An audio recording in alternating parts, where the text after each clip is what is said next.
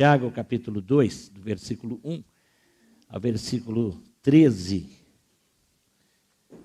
Estaremos lendo a palavra de Deus, lembrando sempre que a Bíblia é a palavra viva do Deus vivo. Vamos dizer?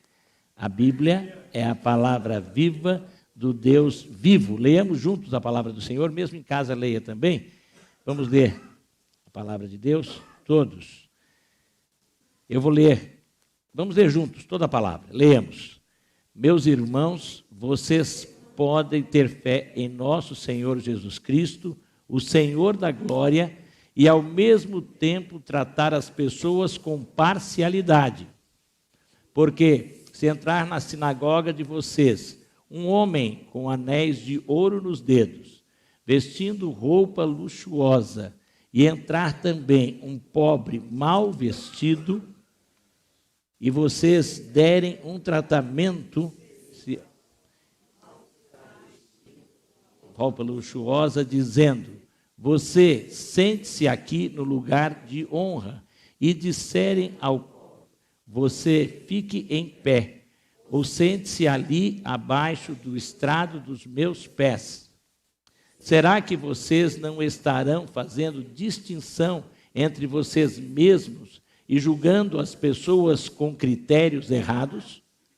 Escutem, meus amados irmãos, por acaso Deus não escolheu os que para o mundo são pobres, para serem ricos em fé e herdeiros do reino que Ele prometeu aos que o amam? No entanto, vocês desprezam os pobres. Por acaso não são os ricos que oprimem vocês e não são eles que os arrastam para os tribunais? Não são eles os que blasfemam o bom nome que foi invocado sobre vocês? Se vocês de fato observam a lei do reino, conforme está na Escritura, ame o seu próximo como a si mesmo, fazem bem. Se, no entanto, vocês tratam as pessoas com parcialidade, cometem pecado, sendo condenados pela lei como transgressores. Pois quem guarda toda a lei, mas tropeça em um só ponto, se torna culpado de todos. Porque aquele que disse, não cometa adultério, também ordenou, não mate. Ora, se você não comete adultério, porém mata, acaba sendo transgressor da lei.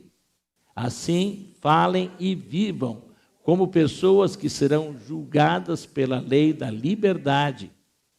Porque o juízo é sem misericórdia sobre quem não usou de misericórdia. A misericórdia triunfa sobre o juízo. Obrigado, Pai, por Tua palavra que é viva e eficaz. Que o Teu Espírito a torne clara a cada um e nos dê forças para aplicá-la. Em nome de Jesus oramos. Amém.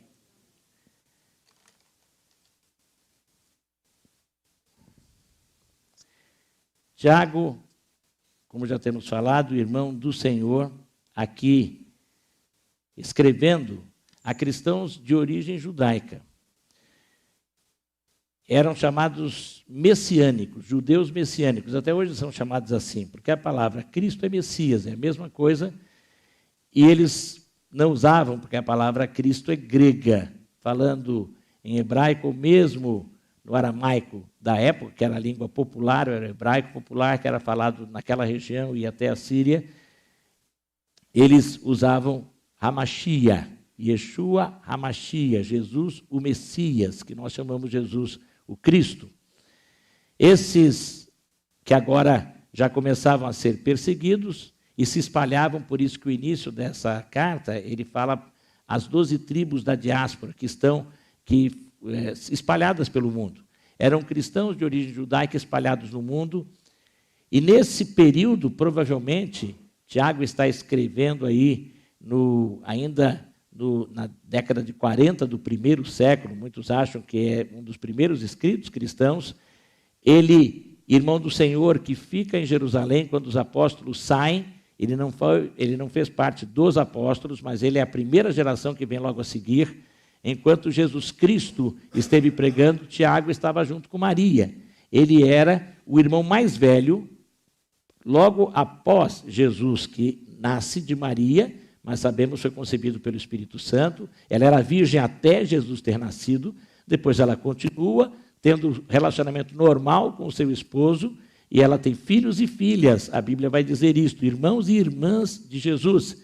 E Tiago seria o mais velho. Judas, que escreve a última carta antes do Apocalipse, é também irmão do Senhor. Ele se apresenta como irmão de Tiago, e ele vai ficar em Jerusalém liderando a igreja.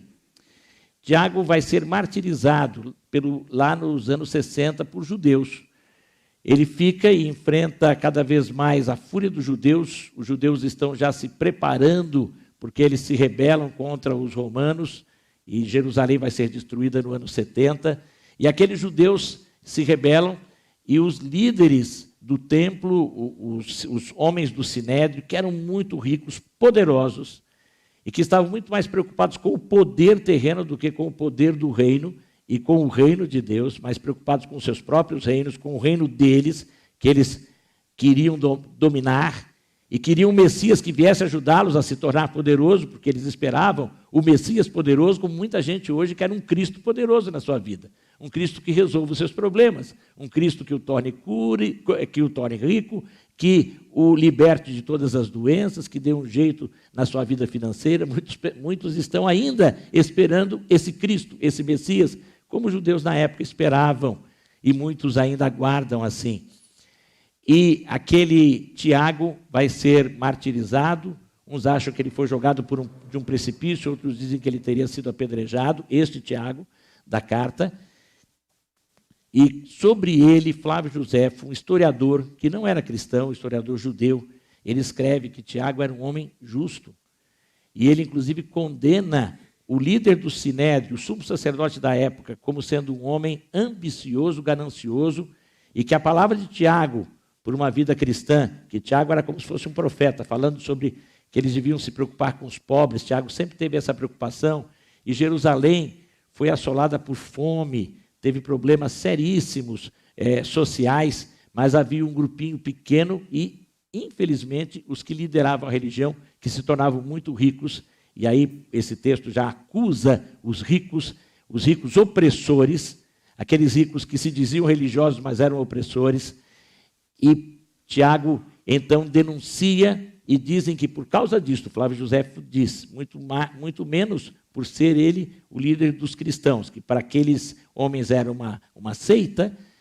Tiago, por denunciar o fato deles estarem não vivendo de acordo com a lei, as injustiças que eles cometiam, ele é condenado, e aquele da época, o sumo sacerdote daquela época, da época que Tiago morre, é quem comanda, e ele é denunciado por Flávio Josefo. É interessante, a Bíblia é confirmada por escritos extra-bíblicos. Meu irmão, minha irmã, quando alguém vem falar para você que a Bíblia é um livro de carochinha, um livro de lendas, um livro que não tem base histórica, essa pessoa, infelizmente, desconhece a história. Qualquer pessoa séria que conheça a história, ele sabe da existência de Flávio Josefo, ele sabe de todos esses testemunhos extra-bíblicos. Você que lá na faculdade, de vez em quando, é confrontado, mesmo no ensino médio, algum professor que quer, ou professora que quer dizer que sabe muito mais, que não sabe nada, que decorou mentiras, que foi catequizado uma série de mentiras anticristãs, ateias. Essas pessoas não entendem nada de Bíblia. A Bíblia é preservada porque ela é inspirada e foi preservada pelo Espírito Santo e é confirmada cada vez mais por outros documentos históricos, como esse de Flávio Josefo, que fala deste Tiago. Agora, este homem de Deus que escreve muito numa linguagem judaica, porque ele fala para aqueles judeus originais, os cristãos primeiros que eram judeus de origem, ele vai falar sobre um problema seríssimo que nós vivemos até hoje, porque a palavra de Deus é eterna. Essa palavra que foi dita para aqueles cristãos daquela época serve para mim e para você hoje, e ela chama a atenção. E eu posso dizer aqui que esse texto ele vai principalmente falar sobre o que é de verdade e como é que de verdade eu posso estar, de fato, amando o próximo, amando verdadeiramente o próximo. É o que esse texto ensina. Em primeiro lugar, para eu amar verdadeiramente o próximo, eu tenho que tratar, eu tenho que saber que esse amor ao próximo é, na verdade, ele vai glorificar Jesus Cristo. A verdadeira glorificação. Nós já temos falado aqui sobre o verdadeiro culto, que Tiago também ensina. E aqui ele diz que esse verdadeiro culto, ele se manifesta no amor. Nós falamos da última vez que é visitar os órfãos e as viúvas, as pessoas vulneráveis nas suas necessidades, mas também no nosso relacionamento pessoal. O amor no nosso relacionamento com os nossos irmãos. Como é que você está tratando? Você cumprimenta a todos, é uma coisa interessante a saudação. A Bíblia diz que é importante nos saudarmos uns aos outros. Por isso que ela diz, saudai-vos uns aos outros com ósculo santo. Todas as cartas, praticamente todas, essa carta de Tiago, ele só fala saudações, ele vai direto ao ponto, mas as outras cartas, as cartas de Paulo, se esforçam em apresentar e começar com uma saudação. Graça e paz, graça, misericórdia e paz, misericórdia, paz e amor, são saudações bíblicas. É importante nos saudarmos. Você já cumprimentou seus irmãos hoje? Aliás, você deu bom dia para sua esposa e para o seu esposo? Eu sei de marido que sai com tanta pressa que esquece de dar bom dia. E pior, porque dar bom dia é o mínimo, né? Agora, melhor ainda era falar, eu te amo, querida. Eu sei, a gente ama pela fé, né? Nem sempre amar logo após acordar, olhando para o outro. É fácil dizer, mas você tem que amar mesmo assim, né? Tendo acordado naquela hora. Eu te amo, querida. Mas bom dia, boa tarde, graça e paz. E aqui na igreja? De vez em quando eu escuto essa reclamação, pastor fulano passa por mim e nem me cumprimenta.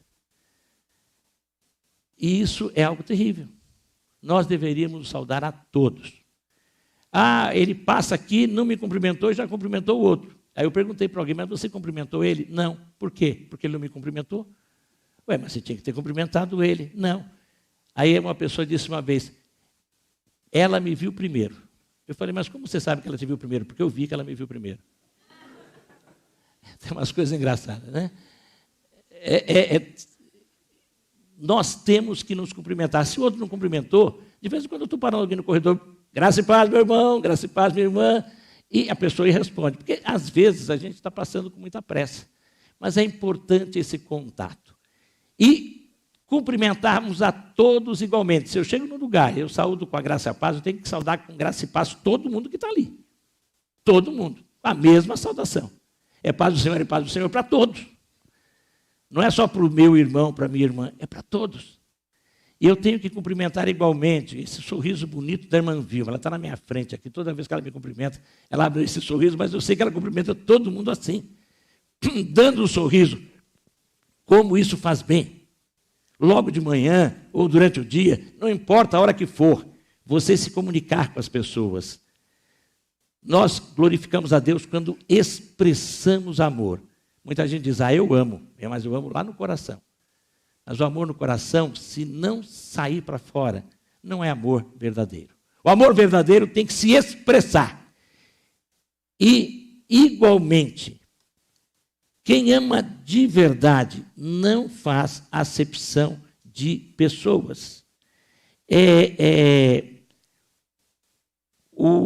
Essa expressão, acepção de pessoas, que em outra, aqui por exemplo, nesse texto aqui, parcialidade, originalmente é uma expressão que em grego, julgar de acordo com o rosto. É engraçado, né? Julgar de acordo com... Sabe o que significa isso? É olhar a aparência.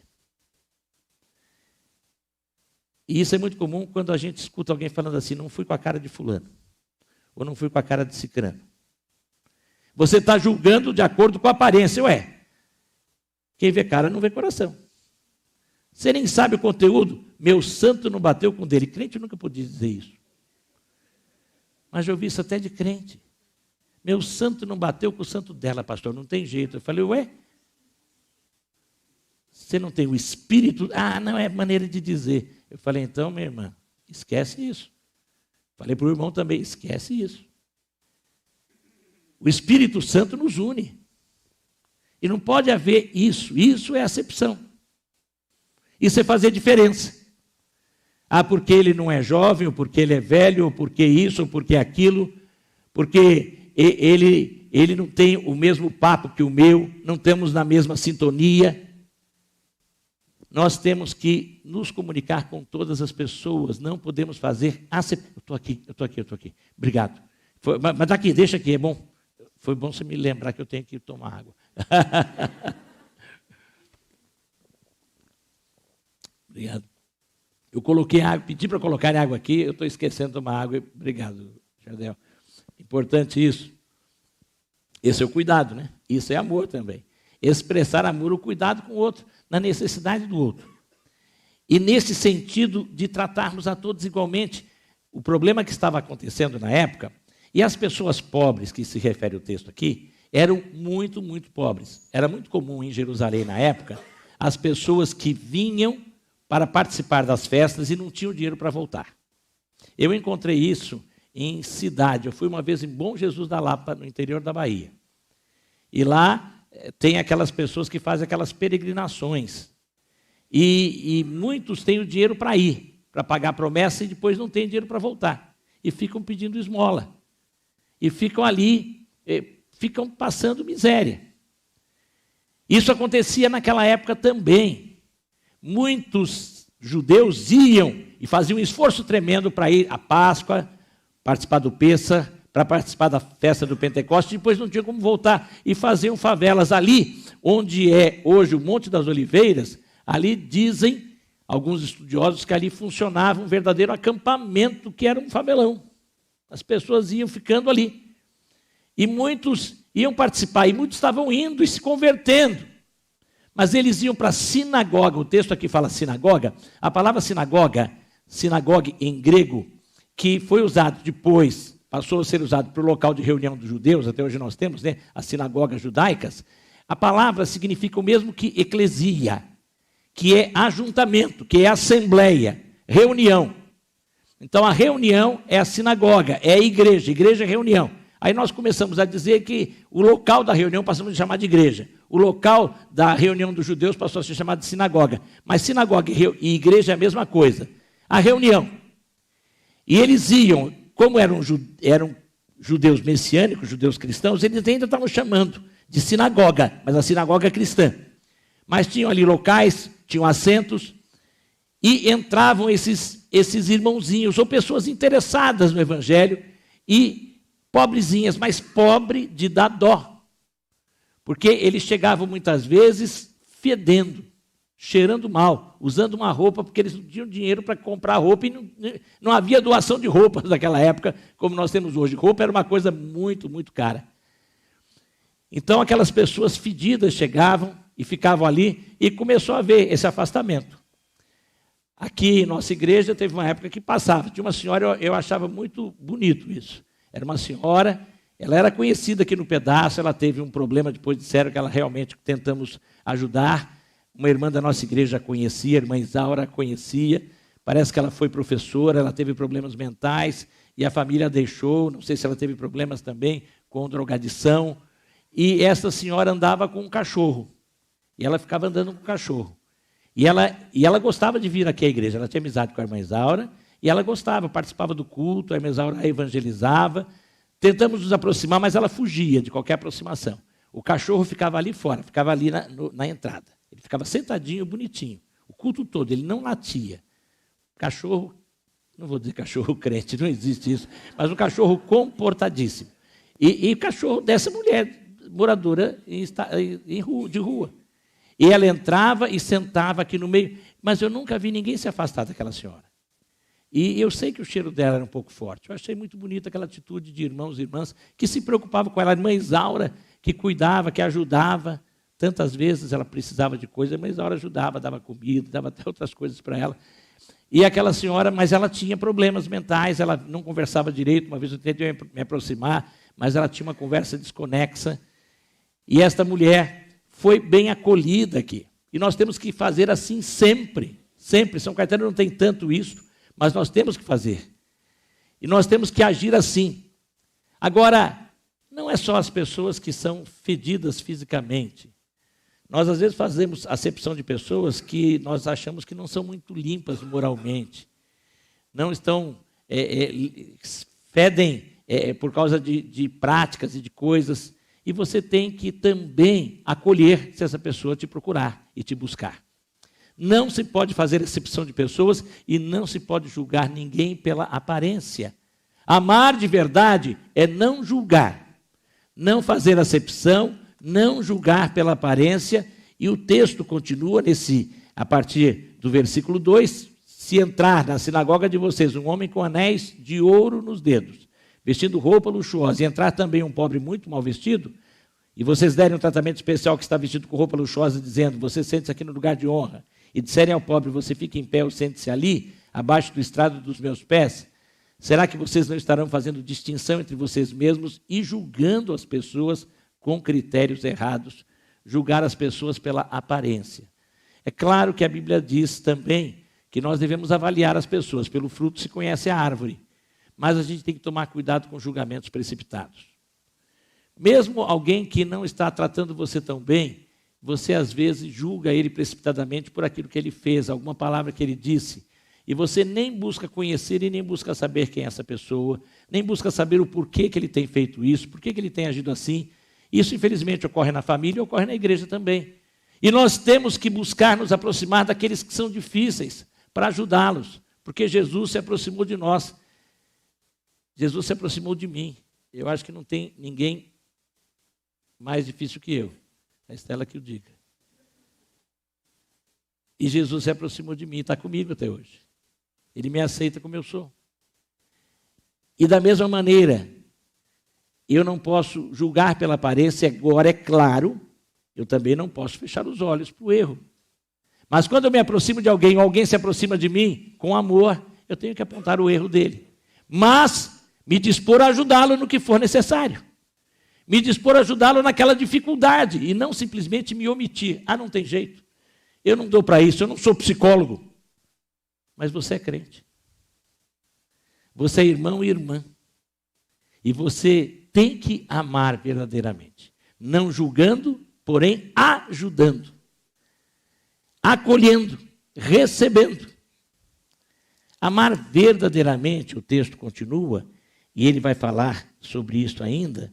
Amar verdadeiramente é, de fato,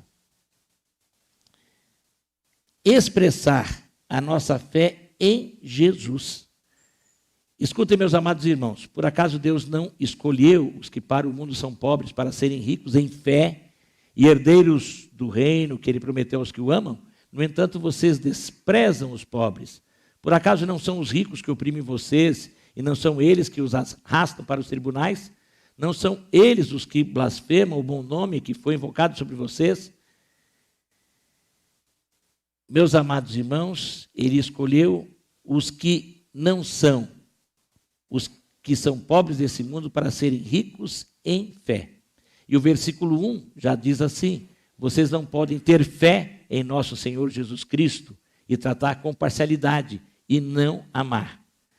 A verdadeira fé, e mais tarde esse texto vai ser muito explícito nisso, ela vai ser expressa no amor.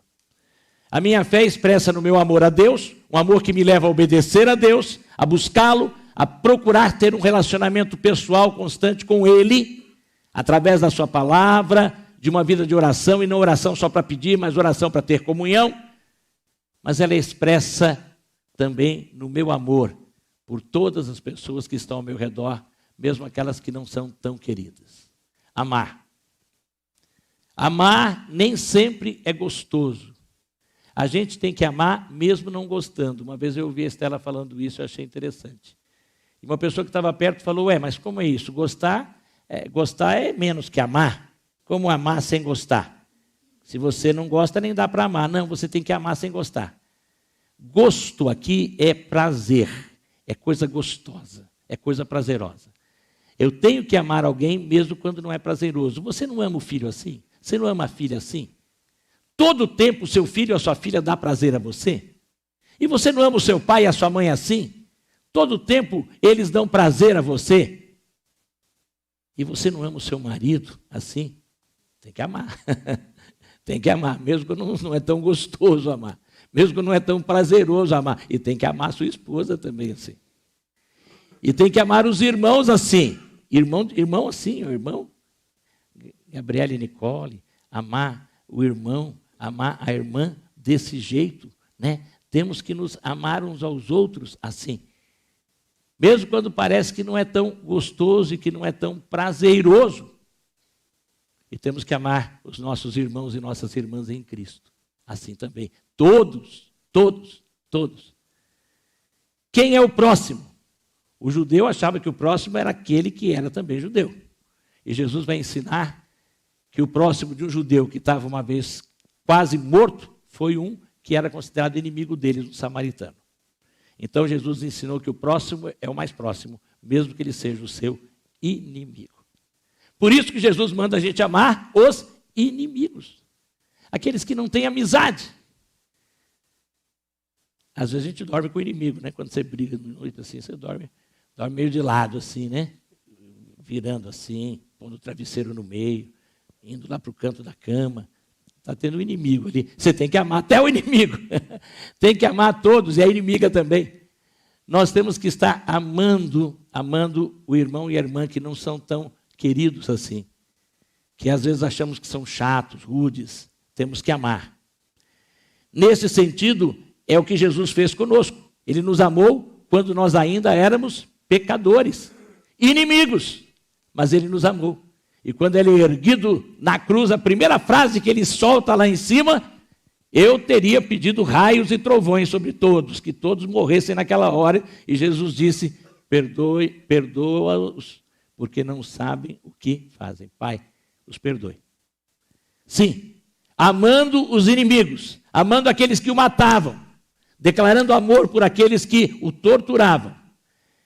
E nesse sentido, a nossa fé tem que ser manifesta confiando neste Jesus, que é o nosso Rei de amor, confiando no seu amor, pelo poder do seu Espírito, nos capacitará a amarmos até os inimigos. Nós temos que amar. Nós temos que amar verdadeiramente é cumprir a lei. Amar verdadeiramente é o cumprimento da lei. Se de fato vocês observam a lei do reino, está lá no versículo 8, conforme está na Escritura, ame seu próximo como a si mesmo, fazem bem. Se, no entanto, vocês tratam as pessoas com parcialidade, julgamentos precipitados, cometem pecados, sendo condenados pela lei como transgressores. Pois quem guarda toda a lei, mas tropeça em um só ponto, se torna culpado de todos. Porque aquele que disse, não cometa adultério, também ordenou, não mate. Ora, se você não comete adultério, porém mata, acaba sendo transgressor da lei. Agora Jesus ensinou, né, o que é adultério. Adultério não é só realizar o ato de forma física. O desejar é adultério. E assassinar alguém, matar alguém, não é apenas dar um tiro, mas quando você odeia, quando você lá dentro do coração quer que aquela pessoa vá para o céu ou para o inferno logo. Uma vez eu me falo, não, pastor, é que eu amo muito aquela pessoa, amo tanto que eu quero que ela vá logo encontrar com o Senhor. Queria a morte da pessoa. Às vezes o outro fala, não, eu quero que ele nem vá para o inferno, mas eu quero que ele se converta e depois vá para o céu. Não é assim que funciona. Se você odeia, você matou. Se você... Uma pessoa disse uma vez para mim, pastor, eu não odeio, eu não sinto nada. Para mim, fulano não fede nem cheira. Eu falei, você cometeu o crime perfeito. Como? O crime perfeito é aquele que some com o corpo. Você foi além da morte, você sumiu com o corpo. Porque se a pessoa não fede nem cheira, você está além do ódio. A indiferença é a pior coisa que tem. Quando você... a pessoa não existe para você... Você já matou e sumiu com o corpo. Foi pior. E temos que lutar contra este sentimento ou falta de sentimento. Você tem que pedir a Deus forças. Amar de verdade é cumprir a lei do Senhor.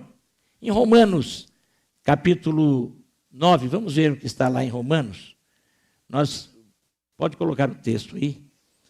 Aliás, Romanos capítulo 13, do 8 até o 10. Nós vamos ler, que fala a mesma coisa. Romanos 13, de 8 a 10. Vamos ler juntos?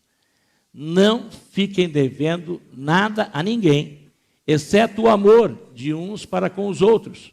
Pois quem ama o próximo, cumpre a lei. Pois estes mandamentos: não cometa adultério, não mate, não cobice, qualquer outro mandamento.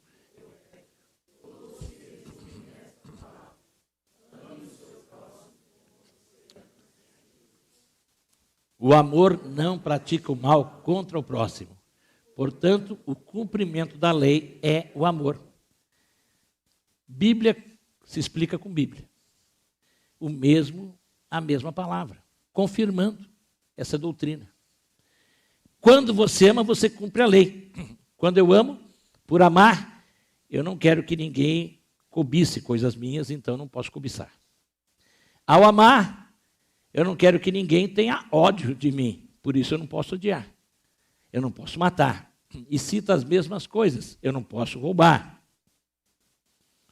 Eu não posso adulterar, porque eu não quero que ninguém faça o mesmo com alguém ligado a mim. Nesse sentido. E existe o adultério antes do casamento? Uma vez eu ouvi alguém falar sobre isso, existe. A fornicação é adultério também. Porque adulterar é falsificar. Se você tem relações sexuais fora do casamento, você está adulterando, mesmo que você seja solteiro. Porque você não está tendo relacionamento com a pessoa que é seu esposo, ou é o seu esposo ou a sua esposa, ou com aquele que vai ser. Se você tem relações sexuais antes do casamento, mas eu nem conhecia minha esposa. Você atraiu.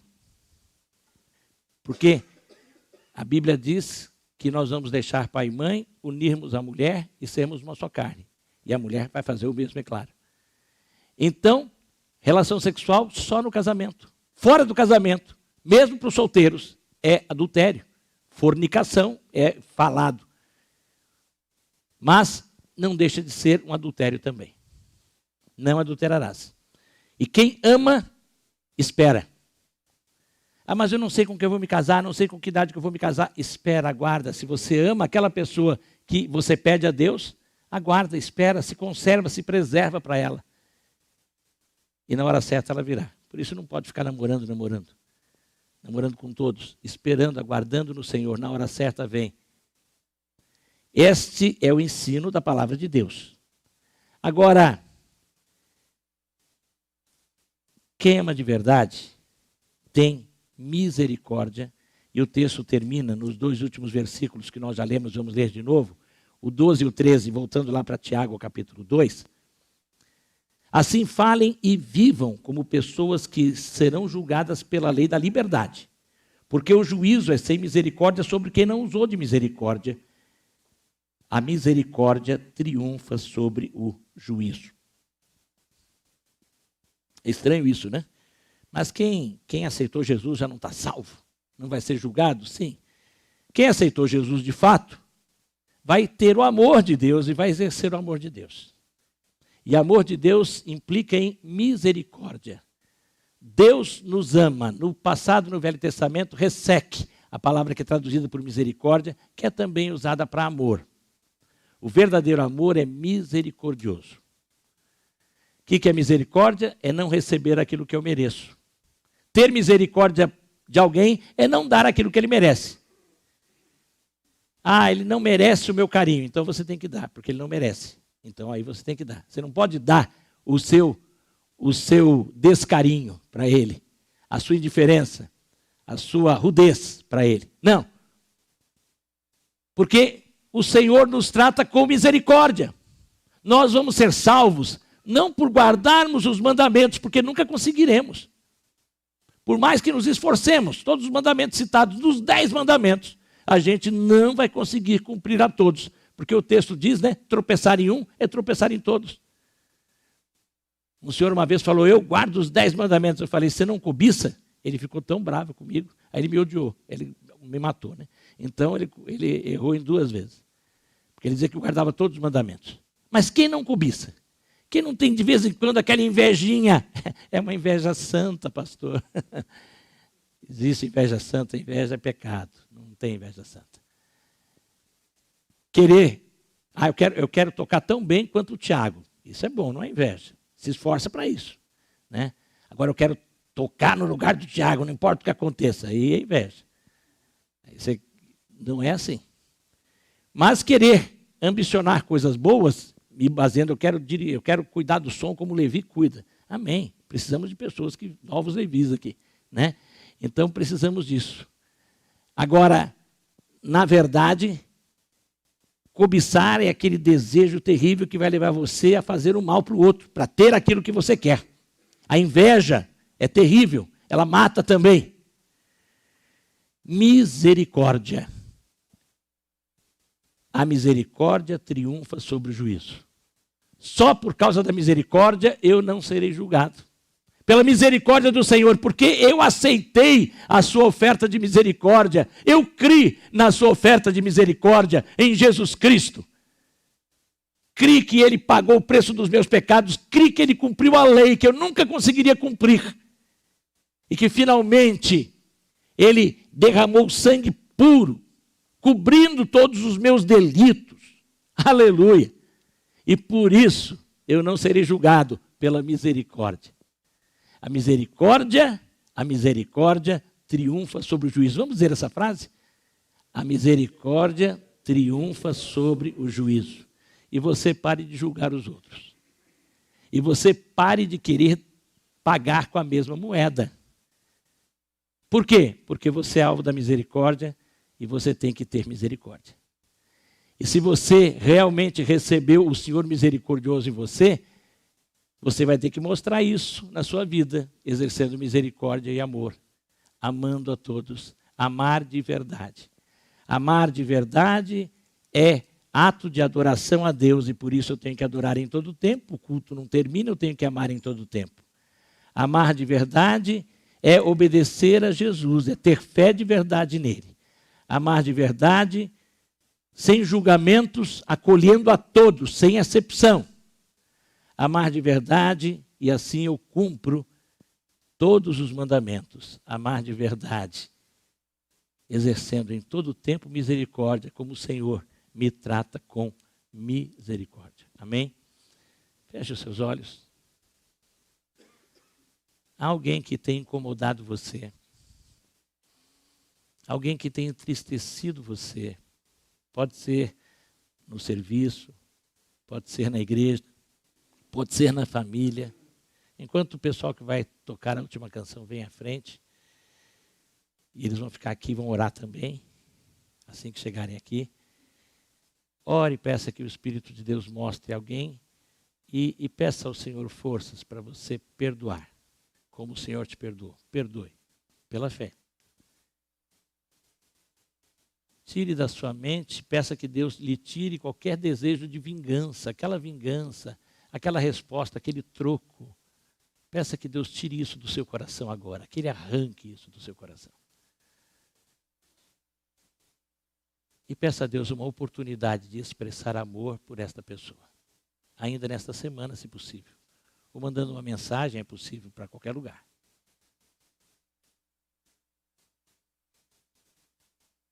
Você que está, nós estamos de olhos fechados. E algo que é difícil para você, mas você nessa semana quer, tem alguém que incomoda, mas você quer. Eu estou levantando a minha mão, porque eu sou o primeiro que eu peço a Deus isso. Quem quer, fique em pé ou levante a mão. Quem quer que eu ore agora, pedindo que Deus lhe dê forças. Para você também perdoar, para você exercer misericórdia, não dar o troco, fique em pé. Pai bendito, tu vês mãos que se levantam, irmãos e irmãs que estão em pé, que reconhecem que dependem do Senhor para fazer a tua vontade, sempre precisamos. Mas que agora pedem que o Senhor aumente a capacidade de amar e que o Senhor dê a eles, e eu peço por mim também, capacidade de exercermos misericórdia. E de alguma forma nos aproximarmos daqueles a quem achamos que nos têm tratado mal, não têm sido leais, para expressar o nosso amor, o nosso carinho, a nossa atenção.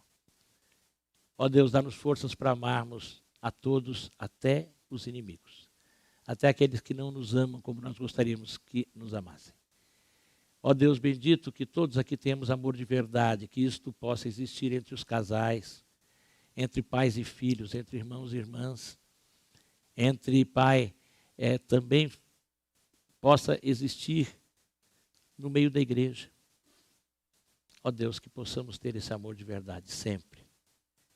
Em nome de Jesus Cristo oramos agora. Amém. Glória a Deus.